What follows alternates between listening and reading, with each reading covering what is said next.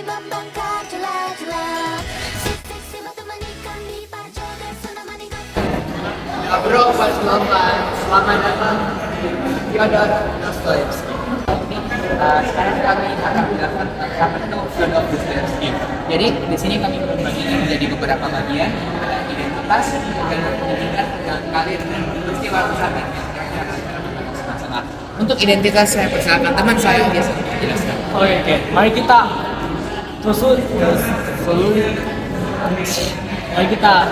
mengenal lebih lanjut mengenai Fyodor Dostoyevsky. Jadi dia lahir pada tanggal 11 November 1901 dan korbannya yaitu Mikhail dan Maria Dostoyevsky. Nah, dia punya beberapa anak juga yaitu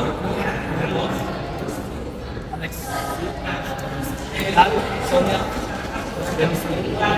Istrinya yaitu Anna dan Maria Dostoyevsky.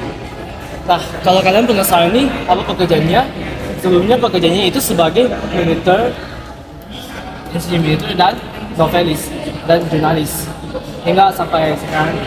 Nah, agamanya yaitu Kristen dan kemudian ia meninggal pada 9 November 1991. Mari kita mengenal lebih lanjut lagi. Novelis Rusia ini saya terkenal banget dari dua novel yang utamanya yaitu The Punishment dan Lemons. Nah, oleh karena kedua novel itu dia sangat terkenal dan dihormati oleh banyak sekali kritikus dan manusia. Jadi mari kita lebih lanjut lagi mengenai dia. Jadi di sini kita sudah tahu lah ya, dia anak dari Maria dan Mikhail. Namun saya memiliki dia saya bersaudara 7 dan dia anak kedua dari 7 itu. Nah, jadi di sini kita bisa lihat bahwa bapaknya bekerja sebagai seorang dokter dan Fyodor ini mendapatkan pendidikan yang keras dan tegas.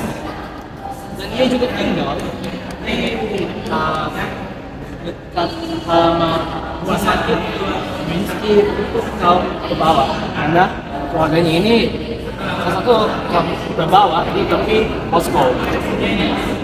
Habis itu beliau ini juga pantang menyerah untuk mencapai impian dan harapannya dalam menyukai karya sastra. Oke, kita lanjut lagi ke salah satu tipe yang paling terkenalnya, yaitu it takes more intelligence to act intelligent. Yang dikasarkan yaitu dibutuhkan sesuatu yang lebih dari kejelasan untuk bertindak cerdas. Dan juga mau tau gak sih, misalnya ada beberapa fakta unik mengenai Fyodor ini.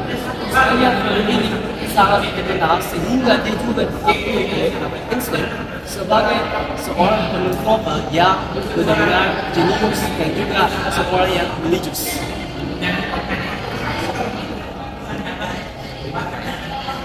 Kamera boleh tolong kita zoom. Oke, sekarang kita lanjut ke perjalanan pendidikan dan karir peristiwa saudara. Nah, ini sebenarnya adalah runtutan peristiwa Fyodor Dostoyevsky. Nah, as a fun fact atau sebagai fakta menarik, Fyodor Dostoyevsky itu kerap kali mengalami masalah yang seperti roller coaster dalam hidupnya. Pertama-tama seperti yang kita ketahui, Fyodor Dostoyevsky sejak kecil dia dididik dengan sangat keras. Namun salah satu hal yang membuat kelompok kami sangat menyukai terhadap Fyodor Dostoyevsky adalah yang pertama, dia adalah orang yang sangat pantang menyerah. Dia tidak pernah menyerah meskipun ayahnya meninggal, ibunya meninggal, bahkan dia juga sering sekali mengalami rasa sakit yang luar biasa. Namun ketiga hal tersebut tidak menjadi sebuah alasan untuk memutuskan harapan dari Fyodor Dostoyevsky. Nah, selanjutnya kita lanjut ke dalam perjalanan pendidikan. Perjalanan pendidikan di sini bisa dilihat kami sedikit tautan penting. Pada tahun 1833 beliau sempat dikirim ke sekolah asrama yang berada di Prancis. Dan yang pada tahun selanjutnya, pada tahun 1836, orang tua beliau mengirim ke Saint Petersburg Military Engineering University. Namun sayang sekali Fyodor Dostoyevsky pada saat itu harus ditolak karena alasan fisik yang kurang memadai di sana. Nah, tapi pada tahun selanjutnya setelah lulus dia akan bekerja di akademi. Nah, sebelum hal itu terjadi pada tahun 1837 dan tahun 1839 sangat disayangkan ibu dan ayah beliau itu meninggal, dan hal ini sangat membuat Fyodor Dostoevsky ini mengalami rasa putus asa yang sangat luar biasa. Namun tidak berhenti. Lanjut, setelah lulus dari akademi tersebut, beliau memilih untuk bekerja sebagai insinyur. Nah, kenapa sebagai insinyur dan bukan pada pekerjaan novel? Nah, di sini ketika dia bekerja sebagai insinyur, dia itu sembari menerjemahkan buku. Nah, selanjutnya karir dalam seorang Fyodor Dostoevsky ini dimulai pada tahun 1845. Dia menerbitkan novel dengan judul Kurvolk pada 15 Januari 1846. Nah, ketika novel pertama ini dirilis, novel itu tidak langsung terkenal. Tapi setelah dibacakan oleh salah satu kritikus ternama, tiba-tiba karir dari Fyodor Dostoevsky dengan debutnya yang berjudul Kurvolk ini langsung meningkat secara drastis. Selanjutnya, tak lama kemudian ia kembali lagi merilis novel keduanya The Double, namun sayang sekali masih belum bisa cukup untuk memutarbalikkan reputasinya lagi. Dia juga sempat merilis beberapa novel seperti Mr. Procharsky, The Landlady, dan sebagainya. Nah, selanjutnya beliau dibebaskan. Beliau sempat masuk penjara dikarenakan dia masuk ke dalam kelompok yang sangat kritis terhadap anti pemerintah, dan pemerintah pada saat zaman itu sangat tidak menyukai adanya aktivitas yang dilakukan oleh seorang Fyodor Dostoevsky, sehingga Fyodor Dostoevsky harus dimasukkan sempat ke dalam penjara. Nah, selama dia berjalan di bidang pendidikan, ketika dia berada di akademi, beliau adalah seorang yang sangat memberantas korupsi. Dia suka membantu petani miskin. Dia adalah orang yang sangat kritis. Selanjutnya kita masuk ke dalam peristiwa besar yang terjadi. Peristiwa besar pada sebelumnya saya sudah jelaskan, pada tahun 23 April, pada tanggal 23 April 1849, beliau bersama beberapa orang dari konspiratornya ditangkap oleh permintaan Orlov dan Tsar Nicholas I. Tsar Nicholas I saat itu adalah seorang pemimpin yang sangat terkenal di negara Rusia, yaitu Fyodor Dostoevsky. Nah, beliau ditangkap dan sempat ingin dihukum mati. Namun ternyata hukuman mati tersebut adalah hukuman palsu yang dibuat untuk menakut-nakuti Fyodor Dostoevsky, karena Fyodor Dostoevsky bersama kelompoknya pada zaman itu sangat suka mengkritik pemerintah. Nah, menariknya cara Fyodor Dostoevsky mengatasi masalah tersebut adalah, nah, bisa dilihat di bagian sini. Meskipun banyak masalah, Fyodor diizinkan meninggalkan penjara dan kembali ke Rusia pada tahun 1859. Jadi, momen ketika dia dijebloskan ke dalam penjara tersebut membuat Fyodor Dostoevsky itu kembali lagi pada terhadap hidupnya, kembali lagi memikirkan segala sesuatu, dan dia sampai pada suatu kesimpulan di mana segala sesuatu yang jahat yang terjadi di hidup kita itu tidak selamanya buruk, tapi itu adalah sebuah pelajaran yang bisa kita ambil. Dan selanjutnya beliau setelah dikeluarkan dari penjara, beliau kembali lagi merilis beberapa novel di Pahlawan Kecil,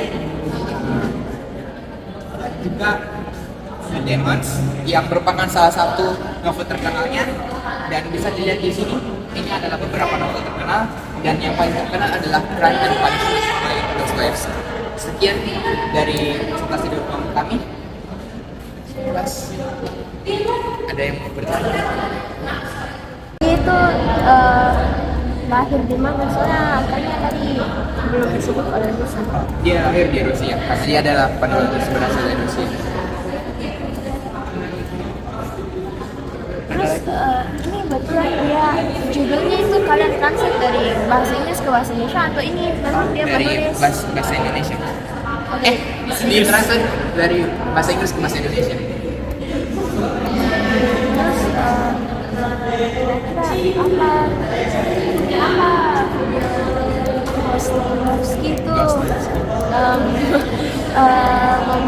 memiliki kelompok untuk mengkritik pemerintah?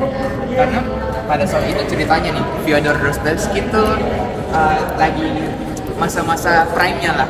Nah, ketika itu dia itu mencari beberapa kelompok orang untuk bergabung karena Fyodor Dostoevsky ini adalah orang yang sangat kritis. Jadi dia bergabung sama para revolusioner Rusia yang ingin mengkritik pemerintah.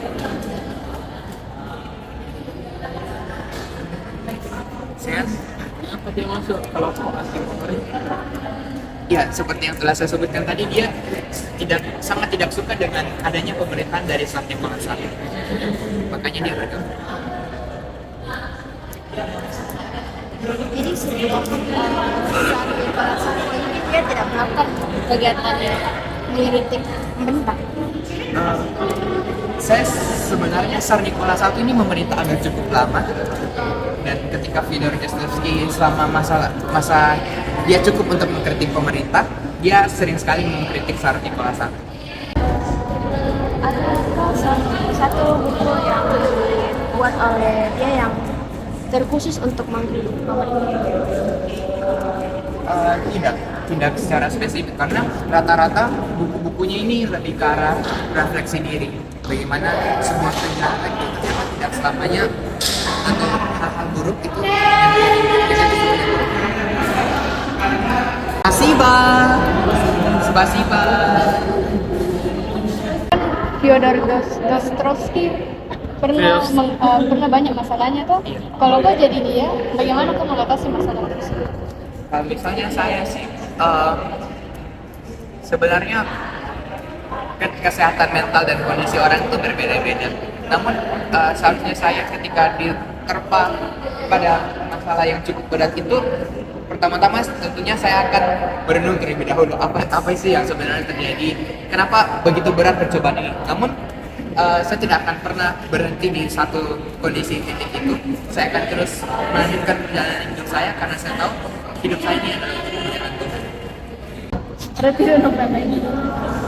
Untuk novel lainnya yaitu salah satu dari The Brothers Double Demons.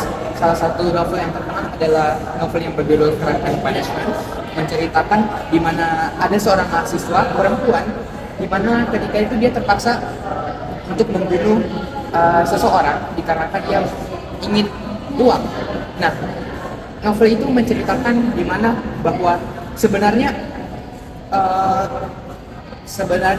segala sesuatu itu yang dilakukan oleh mahasiswa tersebut itu selamanya tidak buruk. Ada sisi baiknya, dan ketika semuanya itu dirangkum bahwa orang-orang itu bisa melihat bahwa karya-karya yang diciptakan oleh Fyodor Dostoevsky ini sebenarnya memiliki pandangannya tersendiri terhadap dunia.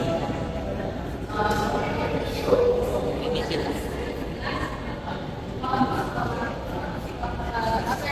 Ada yang di sekolah tersebut. Seperti yang sudah saya jelaskan tadi, yang pertama Fyodor Dostoevsky adalah orang yang sangat pantang menyerah meskipun dia kerap kali menghadapi banyak masalah. Namun seorang Fyodor Dostoevsky ini tetap berpegang teguh pada prinsipnya. Dan yang kedua, beliau adalah seorang yang sangat religius, dia sangat dekat dengan Tuhannya, dia beragama Kristen Ortodoks, dan bahkan dia sempat dibilang sebagai nabi karena dia kerap kali menciptakan beberapa perspektif yang sangat berbeda dan unik dari biasanya.